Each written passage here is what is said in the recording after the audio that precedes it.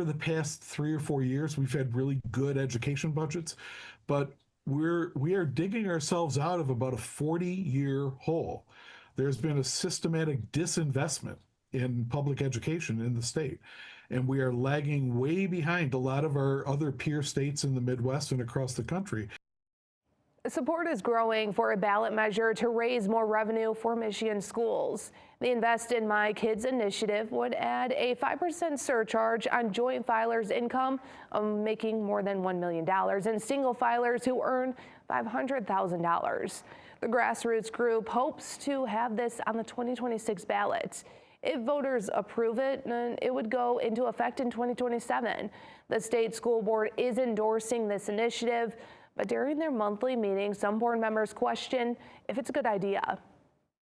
California is seeing the effect of taxing the rich. I mean, they're leaving in droves. Despite some opposition, a majority of school board members supported the Invest in My Kids ballot measure. It would allow voters to decide if the wealthiest people living in Michigan should be taxed. I think that this is really a proposal that's rather elegant in terms of sort of dealing with sort of the fiscal cliff that we have faced, and we know how the legislature deals with it by shifting these funds. The funds are from the budget.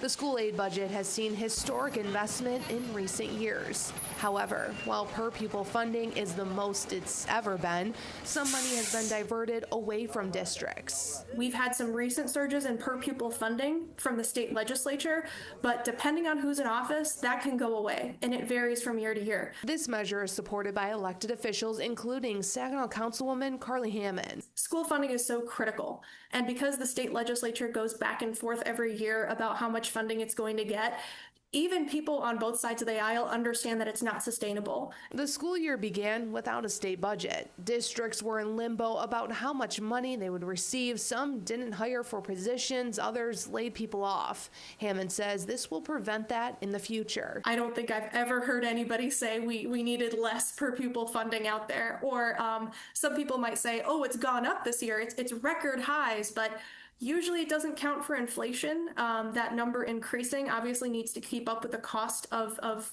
doing business, just like everything else. They estimate this would raise about $1 billion a year for schools.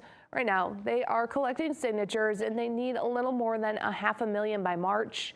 All signatures have to be validated. Then it would be up to the voters to decide if this tax would be applied to people making over a certain amount of money.